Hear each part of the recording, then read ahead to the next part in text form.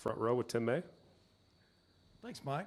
Ryan, what'd you get out of this game? This game was kind of all over the place when you kind of look back on it a little bit, especially at the start of the second half, but you had to be happy with the first half. Just what's your take on this game overall? Yeah, pretty workmanlike, I think. I thought we had the right approach coming in. We found out kind of, I guess, this morning or today that, Nico may be out, and sort of that sort of changed things a little bit just in terms of our approach and, our game planning, but not in terms of our mindset and mentality. And that's the thing that, we want to make sure, as we've talked about before, and we bring it every day and have that look in our eye. And I thought we did that again tonight.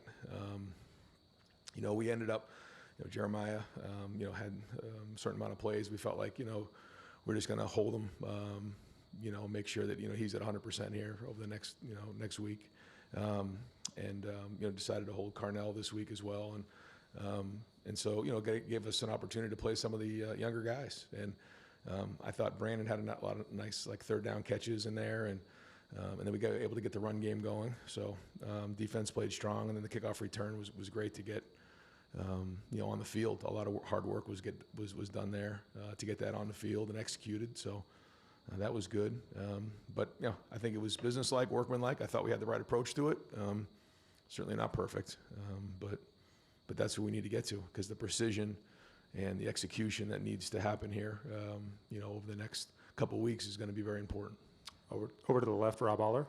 Yeah, Ryan, what was the situation with Jeremiah, and what does Brandon Innes mean to this team, especially in a game like this where your two guys were hobbled? Yeah, well, Brandon is a captain, and he's has a big voice. He's a very competitive guy, and sort of has heart and soul that you want as a captain. And I think he's a very good football player. He's a competitive guy. He can do a lot of things, and great to see him. I guess he had 6 catches tonight, but those are big catches. A lot of them were, so that was great to see him do that in this game. And Jeremiah was just having a little bit of a nagging issue there that we just wanted to make sure that we were being really smart with him as we know what's coming down the road here. So over here to the right, Austin. Ryan, you mentioned Nico not playing. It feels like, are you annoyed that happened? It seems like this defense wants a more meaningful test, and you guys want to challenge yourself, and that wasn't going to happen maybe without him out there. Yeah, I mean, annoyed's not the word. You just you always want to compete against the best players you can, and we're excited about competing against Nico again. But if I say it's not about the opponent, it's about us, then it has to be that way. But hopefully he gets a chance to heal up soon and gets back on the field. I think he's a great player. Front row, Bill Rabinowitz. The run game got going today. What's your take on what got it going? I thought the running backs ran hard. I think, it was on 33 carries for 222. And it looked like just about all those guys averaged over 7 yards a carry. But there was a lot of runs that I saw in there where we were making guys miss on the first level and the second level, in particular James. But it starts with the offensive line, and every play sort of looks the same to start with, but how are you finishing the plays? And so we're going to get on the film and make sure we're finishing plays downfield. Guys are finishing their guy downfield. The blocking on the perimeter has got to be strong, and that comes down to effort and mindset. Everybody's involved with the run game, and it starts with the offensive line, tight ends, but Julian's involved.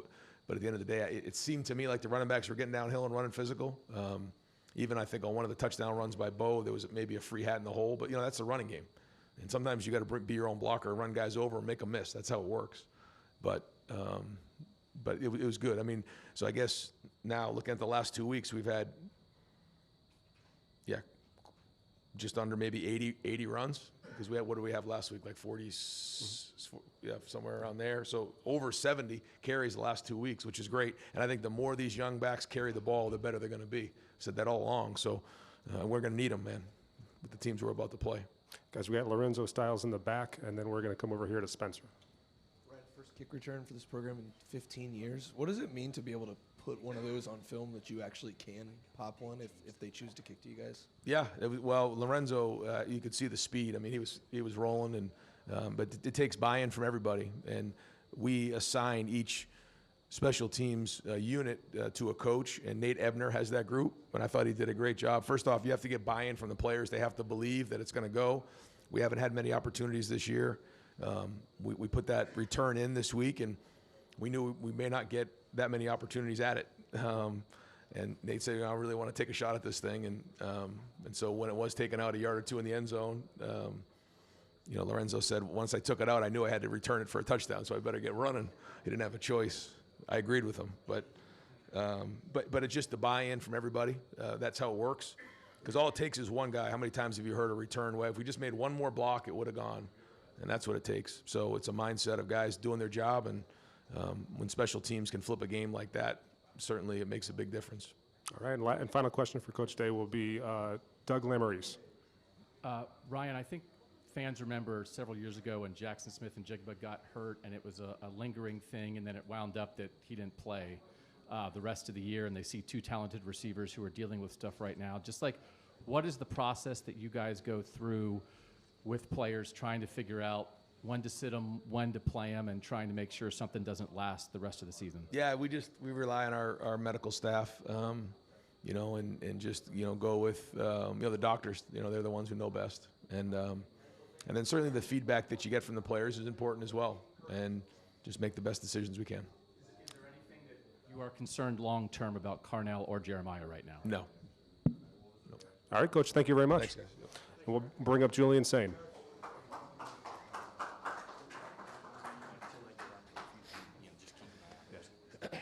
All right, we'll start over here with Steven. Julian, how's the ankle? And can you what happened on that play? Yeah, just ended up stepping on it a little bit weird, but I'm feeling good now. Not too bad, so just stepped on it a little bit weird. And right next door, Dylan Davis. Did it affect any way, like with your feet moving forward on that, like maybe how you were able to step into throws at that point? It was your left foot, correct?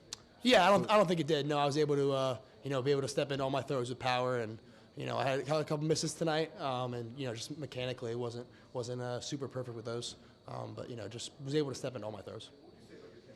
Island and Bryson and those guys, maybe guys that you don't have a lot of work with. So what would you think about your chemistry with those guys tonight?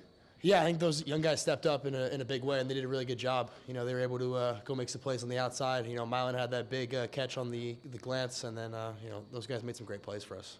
Over to the left, Bill Landis. Julian, the throw at the end of the half to Brandon that you guys weren't able to connect on looked like Coach Day had some thoughts on that when he came back to the sideline. Just what was that conversation? What did you see on that play? What was he hoping to see on that play? Yeah, he was he was talking about a check that we have, and I didn't end up checking that one, so I was a little bit off with Brandon. I gotta be better and get his eyes, and let him kind of see the ball in the air. I threw it a little bit too early, so I gotta be a little bit better there, and try to get us a touchdown before the half. And right here in the front row, Jeff Gilbert. Julian, what is your assessment of the running backs tonight and even over the last couple of weeks? And do you feel like we're starting to see their talent emerge? I think they're growing each week, and I think we had 200 rushing yards tonight, and they all ran really hard and did a really good job. James, watching him hurdle that guy, it was awesome to see. I'm close with James, and it was awesome to see. And I think those guys do a really good job, and they've been challenged to run angry and run tough, and they do a really good job of that. And I think they show that tonight. Front row, Bill Rabinowitz. Julian, when you know that Carnell's not going to play and Jeremiah is questionable, how does that change? If it does, your mindset, do you feel any different? I mean, obviously those guys are elite receivers. I don't think it changes my mindset. I have a lot of trust in the younger guys that we have on this in this receiver room, and they do a really good job. And we've practiced with those guys, and they show up in practice and they make great plays. So I think we just have a lot of trust in them, and we don't change our mindset. It's next man up. Right next door. Hey Julian, congrats on the win. How have you evolved? How have you seen yourself evolve? Obviously, the first half you guys were able to spread the ball around. But doing that the entire season, how have you been able to see yourself evolve, and especially as you go into these last 2 weeks, which is going to really be a grind? Yeah, I think just getting more comfortable in the offense, and I think we're doing some different things tonight, spreading the ball around, playing with tempo, playing with quick game, and I think it was a good thing for us. Over here, Joe Reedy. Julian, how good was it just with this game, kind of to see the depth of the offense with as many guys who got the ball running, but also just with the receiving game too? Yeah, I think, the running backs did a really good job, and we showed a lot of depth there, and the receiver room looked good tonight. I mean, those younger guys really stepped up for us big, and, whether they were blocking or making big-time catches to convert on, third down or fourth down. I think it was just it was awesome to see their work paying off. Do a couple more over here, Joey. Go ahead. Julian, in a game like this, do you miss having Carnell and Jeremiah, or do you like maybe getting to work with some other guys as well and kind of building depth and chemistry with the rest of that? Yeah, I mean, definitely. Those two, Carnell and Jeremiah, are special players. So they're elite receivers, and but we have a good receiver room, and those young guys stepped up tonight. All right, two more quick ones. Brendan first. Julian, you're 10 games in. I'm curious, as you've worked on a lot of your game, where are you trying to get better? Where can you be better right now? I think all around I can be better. I can be, getting through my reads quicker, helping us out in protection a little better, just being, helping us out in the run game more. I think, all around I'm just trying to improve and keep growing my game to the next level.